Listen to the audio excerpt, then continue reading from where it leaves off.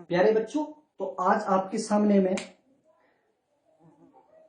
मैं ज्यामिति में बेसिक ऑफ मैथमेटिक्स में ज्यामिति पोर्शन को लेके आया हूं। और मेरी कोशिश है कि जो परिभाषाएं मैंने आपको क्लासरूम में लिखवा रखी हैं और जो बेसिक आपको पढ़ा रखा है उसको थोड़ा सा यहाँ पर वीडियो के माध्यम से मैं आप तक पहुंचाऊं और आप सो दैट आप उसको रिवाइज कर ले और उसको भूलें ना। तो आज हम आपके लिए ज्यामिति को पढ़ने से पहले मैं आपको थोड़ा सा बताना चाहूंगा कि इस ब्रह्मांड में जितनी भी चीजें हैं, चाहे वो संजीव है चाहे वो निर्जीव है, ठीक है, वो एक छोटी महीन चीजों से मिलकर बनती है। जैसे संजीव की बात करूं तो सबसे छोटी चीज आपको क्या मिलती है? कोशिका, सेल, ठीक है। सजीव किससे बनते हैं? कोशिका से, सेल से बनते हैं। इसी तरीके से अगर मैं निर्जीव की बात करूं तो निर्जीव में छोटी इकाई आपको क्या मिलेगी? एटम्स, ठीक है, एटम्स या परमाणु। और गहराई में जाएंगे तो परमाणु के अंदर भी छोटी चीजें और मिलने शुरू हो जाएगी, पर मोटे तौर पे बता रहा हूं। इसी तरीके से अगर मैं ज्यामिति की भी बात करूं तो ज्यामिति को समझने से पहले आपको उसकी छोटी इकाई तक पहुंचना पड़ेगा, और वो छोटी इकाई क्या है? पॉइंट, बिंदु। तो आपको ये जानना बहुत जरूरी है कि ये पॉइंट है क्या, इसको परिभाषित कैसे किया जाता है। जैसे देखिए, मैंने मार्कर से एक छोटा सा चिन्ह इस समतल पर छोड़ा। ये जो समान छोटा सा चिन्ह आपके समक्ष रखा है, इसको बिंदु कहा है। अब इस बिंदु को अगर मैं परिभाषित करना चाहूं तो ये एक स्थान को प्रकट करता है, एक छोटे से स्थान को घेर रहा है। और दूसरी बात क्या है कि ये जो बिंदु है ये किसी आकृति के निर्माण में सहायक होते हैं। जैसे देखिए, अगर मुझे आपकी फोटो बनानी है, जैसे ये देखिए मैंने फोटो बनाने शुरू कर दी आपकी, ये बिंदुओं का समूह डाला और बिंदुओं के समूह में और बिंदु डालता गया। एक टाइम आया कि ये बिंदु सारे गायब हो गए। इस तरह से इधर को भी बिंदु डाले, ये भी डाले, ये भी डाले और ये भी, इस तरह से। तो देखा आपने कि एक ये आकृति बनके, एक फोटो बनके सामने आ गई। इसी तरीके से अगर मैं बिंदुओं का समूह इस तरह से गोलाई में डाल रहा हूं और डालता गया इस तरह से, ये बिंदु से बिंदु जब चिपक जाएगा तो आपको एक वृत्त बन के सामने आ जाएगा। इस तरीके से आप बिंदु और डालते जाएंगे तो आपको त्रिभुज बनने शुरू हो जाएगी। तो यानी कहने का मतलब क्या है कि ये ज्यामिति में जो है पॉइंट का बहुत महत्व है। ये पॉइंट जो है इसको डिफाइन करते हैं आप अच्छे से, कि जैसे मैंने आपको बोला कि ये एक स्थान को प्रकट करता है। अब स्थान को प्रकट करता है और इसकी अगर मैं त्रिज्या की बात करूं तो इसकी त्रिज्या, इसका क्षेत्रफल, इसका आयतन, इसका परिमाप, इसकी चौड़ाई, सब कुछ क्या है? 0 है, ठीक है। इवन इसकी लंबाई क्या है? सब कुछ 0 है। हाँ, गणित की भाषा की बात कर रहा हूं। अगर साइंस की बात करूंगा तो साइंस तो इसका सब कुछ डिफाइन कर देगा, परिमाप भी डिफाइन कर देगा, आयतन, क्षेत्रफल, सब कुछ ना कुछ निकाल देगा। साइंस की बात नहीं है यहाँ पर, गणित की भाषा मोटे तौर पर बात हो रही है। तो बिंदु जो है क्या करता है? एक स्थान को प्रकट करता है, बाकी सब कुछ इसके पास क्या है? 0 है। अब ये बिंदु जो है हर सब्जेक्ट में है और हर सब्जेक्ट में इसका अपना महत्व है। जैसे अगर मैं यही बिंदु गणित की बात करता हूं पहले, अगर मैंने जैसे 2 अंकों के बीच में डाल दिया तो ये क्या कहलाना शुरू हो गया? दशमलव, ठीक है। और अगर मैं 2 बिंदु करके डालता हूं तो ये क्या कहलाना शुरू हो गया? अनुपात, रेशो। इसी तरीके से अगर मैं 4 बिंदु डाल देता हूं तो अब ये क्या कहलाना शुरू हो गया? समानुपात, ठीक है। तो इस तरह से ये बिंदु जो है गणित में आपको देखने को मिलते हैं कि आकृति का निर्माण भी करता है और अंकों के बीच में भी अपनी भूमिका निभाता है। अलग अलग सब्जेक्ट में जो है इसका बड़ा महत्व है। पर मोटे तौर पे अगर मैं बात करूं तो मैथ में आपको पॉइंट जो है वो 2 तरीके से देखने को मिलते हैं। एक मिलता है सरेख बिंदु, लीनियर पॉइंट, और एक होता है असरेख बिंदु। असरेख बिंदु क्या होते हैं? नॉन लीनियर बोल दो चाहे कोलिनियर बोल दो। ये है लीनियर और ये है कोलिनियर। मैं आपको बोलकर ही प्रदर्शित कर रहा हूं क्योंकि लिखने में जो है वो टाइम ज्यादा लगेगा, इसलिए मैं सिर्फ बोल के ही आपको ये दर्शा रहा हूं कि सरेख, असरेख, लीनियर और कोलिनियर। अब जैसे देखिए, अगर सपोज करो मैं यहां पर 3 बिंदु रख रहा हूं, अगर मैं यहां से कोई एक रेखा गुजार दूं और ये रेखा इसमें से गुजर जाए, तीनों बिंदु को छूते हुए आगे निकल रही है, तो ये बिंदु जो इसका नाम ए था, इसका नाम बी था, इसका नाम सी था, तो ये एबीसी कैसे बिंदु होंगे? सरेख होंगे। पर यदि मैं एक बिंदु यहां लेता हूं, एक यहां लेता हूं, यहां लेता हूं, तो अगर मैं अब कोशिश करूं तो ये 2 तो आपस में मिल गए, इसका नाम ए बी, ये सी, ये ए बी सरेख हो गए। पर क्या सी सरेख है? नहीं है, क्योंकि ये इनके ऊपर स्थित नहीं है। हाँ, बी और सी आपस में सरेख हो सकते हैं, ए और सी आपस में सरेख हो सकते हैं, पर अगर मैं बात करूं कि ये तीनों सरेख है तो नहीं है।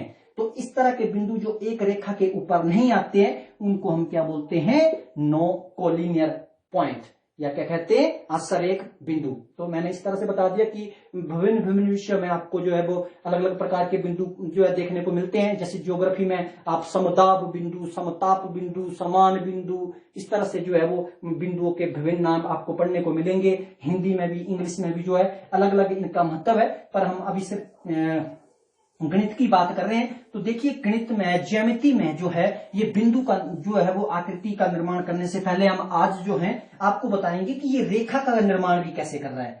जो आपने नाम सुना रेखा, रेखा कैसे बना रहा है। देखिए, धरातल पर पड़ा हुआ एक बिंदुओं का समूह है ये इस तरह से जो लंबाई को दर्शा रहा है। इस तरह से मैंने और बिंदु डाले और बिंदु से बिंदु जब चिपक गए आपस में, ये लोकस ऑफ पॉइंट है, ये आपस में चिपक गया। अब कुछ इस तरह से दिखने शुरू हो गया। तो ये लोकस ऑफ पॉइंट जो धरातल पर पड़ा हुआ है, इस फ्लैट सरफेस पर जो पड़ रहा है और मूव कर रहा है, और ये आगे को इनका विस्तार इतना है कि ये कहां जाके रुकेगा, ये कहां जाके रुकेगा। सिर्फ मुझे दिशा का पता है कि ये इस तरफ बढ़ रहा है और ये इस तरफ बढ़ रहा है, पर कहां जाके रुकेगा मुझे कोई जानकारी नहीं है। तो ऐसा बिंदुओं का समूह जो धरातल पर पड़ा हुआ और जिसका विस्तार जो है वो असामान्य कह सकते हैं कि वो रुकने का नाम नहीं ले रहा है, इनके अंत बिंदु का हमें अगर पता नहीं है तो हम ऐसे बिंदुओं के लिए, ऐसे बिंदुओं से बनने वाली आकृति को क्या कहते हैं? रेखा कहते हैं। यानी कि इसके अंत बिंदु, इसकी परिभाषा में हम क्या डाल देंगे कि इसके अंत बिंदु निर्धारित नहीं है और इसकी लंबाई का भी हमें पता नहीं है। अगर लंबाई की बात करें तो इसकी लंबाई का हमें कोई पता नहीं है, और अंत बिंदु की बात करें कि इसके अंत कहां हुआ है तो अंत बिंदु का भी हमें कोई पता नहीं है। तो जब इस तरह के बिंदुओं का समूह आपको धरातल पर मिलता है तो हम क्या कहते हैं? ये क्या है? रेखा है। अब रेखा से मिलता हम आपको बता दें, सपोज करो मैंने इसको इस बार क्या किया, यहां से काट दिया और यहाँ पे अंत जो बिंदु था जो सबसे लास्ट में था उसका नाम ए डाल दिया, इस वाले का बी, इसका नाम सी, इसका नाम डी, इसका नाम ई। इस तरह से मैंने नामकरण कर दिए इनके, इन सभी के लास्ट बिंदु के। जो बीच में भी लाखों हजारों बिंदु है उनके नामकरण भी कर सकता हूं मैं जरूरत पड़ने पर। मैंने अभी क्या किया?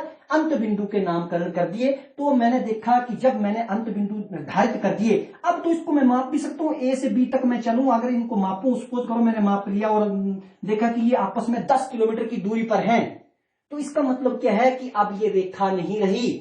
अब ये मैं बता दिया, सपोज करो मैंने बोला ये 5 सेंटीमीटर है, ये 500 किलोमीटर हैं आपस में।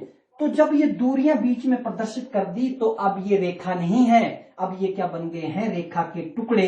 यानी कि हम इसके लिए नाम क्या यूज करते हैं? रेखा खंड। क्या करते हैं? रेखा खंड। यानी ये अब ये क्या है? लाइन सेगमेंट है, छोटे छोटे टुकड़े हैं लाइन के। ठीक है, तो इसकी लंबाई भी निर्धारित की जा सकती है, इसके अंत बिंदु भी निर्धारित किए जा सकते हैं। रेखा में ये दोनों चीजें निर्धारित नहीं की जा सकती थी। तो इस तरह से जो जब भी आपको लाइन सेगमेंट, रेखाखंड पढ़ने को मिलते हैं तो हम कह देते हैं कि ये रेखा के टुकड़े जिनके अंत बिंदु निर्धारित किए जा सकते हैं और जिनकी लंबाई भी निश्चित होती है।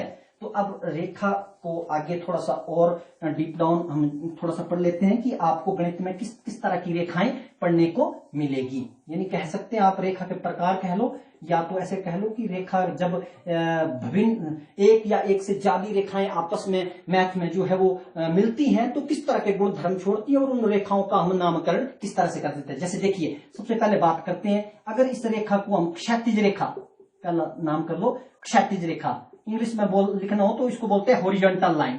ठीक है, HL, हॉरिजॉन्टल लाइन।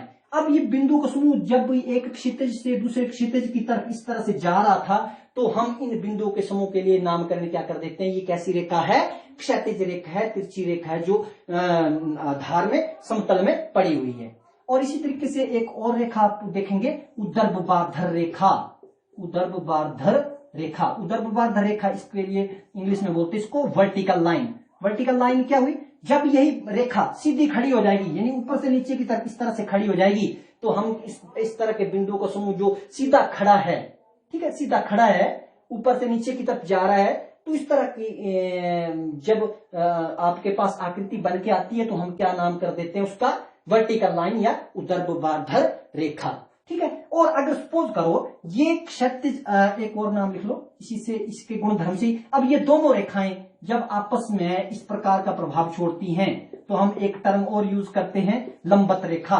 ठीक है, लंबवत रेखा mean perpendicular line, perpendicular lines. अब जब सपोज करो एक ऐसे आधार पे रेखा है, एक और ऊपर से सीधी वर्टिकल लाइन आई और उस पर 90 डिग्री का एंगल बना दिया इसने। जब ये आपस में मिली तो वहां पर 90 डिग्री का कोण बन गया। तो इस तरह की रेखाएं जब इस तरह आपस में मिलती हैं तो उनकी गुण धर्म की वजह से अब ये आपस में कैसी रेखाएं कहलाती हैं, लंबवत रेखा। ठीक है, मैंने आपको पहले बोला कि रेखाएं आपस में जब मिलती हैं तो उनके आधार पर ही इन रेखाओं का अब आपको विभिन्न विभिन्न नाम सुनने को मिलेंगे। तो नंबर 4 डाल दो आप, समानांतर रेखा। अब ये समानांतर रेखा क्या हुई? समानांतर रेखा जब धरातल पर पड़ा हुआ एक बिंदुओं का समूह, एक इधर ये जा रहा है, एक और है जो इस तरह से और जा रहा है, और मैंने चेक किया कि यहाँ पर ये 10 सेंटीमीटर दूर है, यहाँ पर भी ये 10 सेंटीमीटर दूर है, और अंत में भी 10 सेंटीमीटर दूर है। और जब जैसे जैसे आगे बढ़ रही हैं ये दूरी, इनके मध्य जो दूरी है वो क्या है, फिक्स है। अब ये कम नहीं हो रही है, बराबर रह रही है। तो जब ये रेखाएं आपस में इस तरह से विस्तृत रूप से आगे जाएगी, इस तरफ जाएगी चाहे उस तरफ जाएगी, तो इनके मध्य दूरी अगर कम नहीं हो रही है तो इस तरह की रेखाओं को हम क्या कहते हैं, ये कैसी रेखाएं हैं, ये कैसी रेखाएं हैं, समानांतर रेखा, पैरेलल लाइंस हैं ये।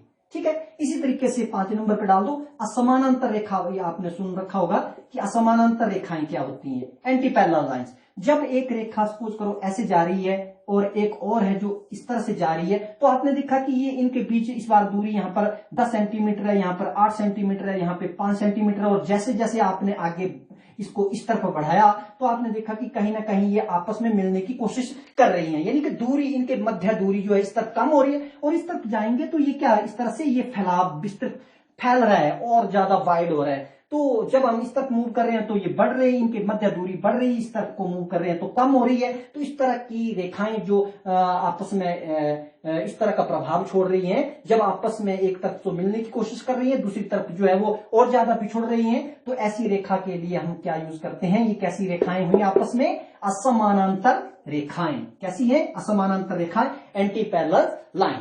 इसी तरीके से इसके एक विशेष गुण धर्म और क्या है, सपोज करो एक रेखा यहां से आ रही है और एक यहां को जा रही है। अब हुआ क्या कि ये ऐसे निकलेगी और ये ऐसे निकली, और निकलने पर एक दूसरे को काटते हुए आगे गई।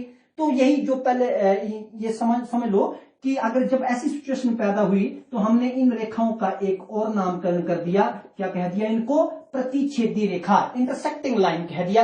ये इंटरसेक्टिंग लाइन है जो आपस में इस तरफ तो बढ़ाने पर ये और फैल रही है, पर इस तरफ जब आई तो ये एक दूसरे को काटते हुए आगे निकल गई। तो जब रेखाएं आपस में इस तरह से काटते हुए आगे निकलेगी तो इन रेखाओं के लिए हम क्या नाम कर देते हैं, प्रतिच्छेदी रेखाएं। ठीक है, तो उसके बाद नंबर 7 पे डालो छेदक रेखा।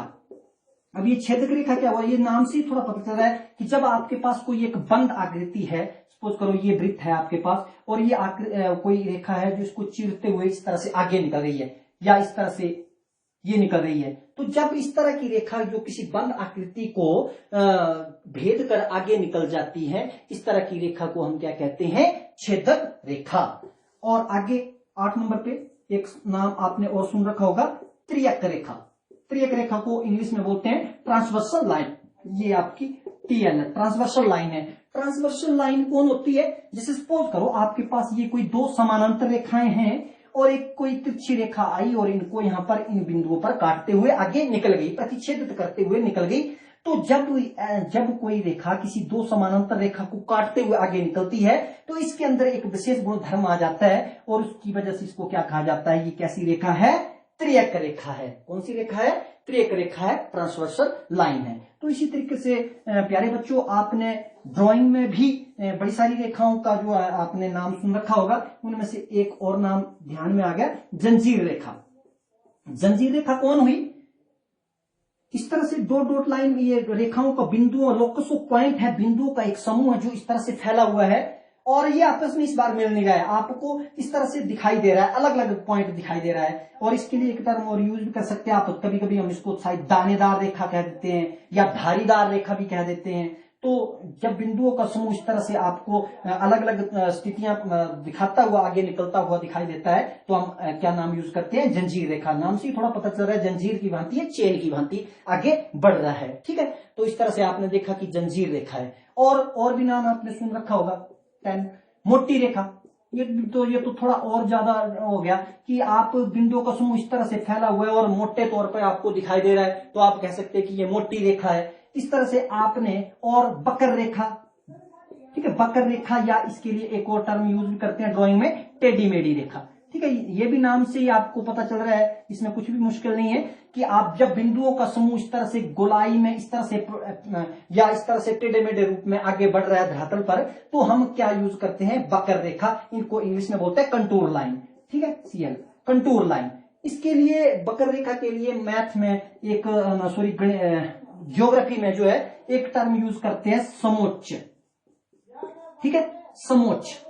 समोच्च का मतलब यही होता है, एक्चुअली इसको जो है वो हम जब ये ग्राफ बनाते हैं तो उस टाइम जो दर्शाने में हेल्पफुल होती है ये समोच्च रेखा की, किस तरह से आपने ग्राफ बनाया, ये पीक पॉइंट इस तरह से आप बनाते जाते हैं। तो ये समोच्च जो है शब्द वहां पर यूज किया जाता है ज्योग्राफी में ज्यादातर। बकर रेखाएं भी कह सकते हैं इनको, ये समझ लो कि ये ऐसे एक ही नाम है ज्योग्राफी में, इनको घुमा फिरा के समोच्च शब्द भी यूज कर लेते हैं। इस तरह से आपने ज्योग्राफी में तो और भी सुन रखा होगा, अक्षांश रेखा, कि एक अक्षांश से दूसरे अक्षांश में जो जा रही है, ठीक है, एक उससे अक्ष से दूसरे अक्ष के लिए जो रेखाएं आप घुमा के ले जा रहे हो, या देशांतर रेखा भी आपने सुन रखा होगा एक नाम, ये भी ज्योग्राफी में ही आपको सुनने को मिलता है, देशांतर रेखा। इस तरह से समताप रेखा, समदाब रेखा, विभिन्न जो रेखाएं हैं आपको पढ़ने को मिलती है। और बिंदु का भी इस तरह से ये ज्योग्राफी में आपने समदाब बिंदु, समताप बिंदु, समान बिंदु, इस तरह से नाम आपने सुने होंगे। तो आज मैंने आपके सामने जो है वो ज्यामिति का आधारभूत जो तथ्य थे, जो विशेष तौर पर ज्यामिति के निर्माण में सहायक थे, उन पर मैंने आपको जो है वो बताया है। मैं लिखकर ये परिभाषाएं प्रकट नहीं की है, मैंने आपको ये पहले से पढ़ा रखी है। मैं सिर्फ वीडियो के माध्यम से आपको जो है वो थोड़ा सा रिवाइज करना चाह रहा था। तो आज के लिए इतना ही काफी है कि आप इन चीजों को रिवाइज करो, और फिर नेक्स्ट टाइम ज्यामिति के आधारभूत तथ्य में हम कुछ नया लेकर आपके सामने प्रस्तुत होंगे। तब तक नमस्कार।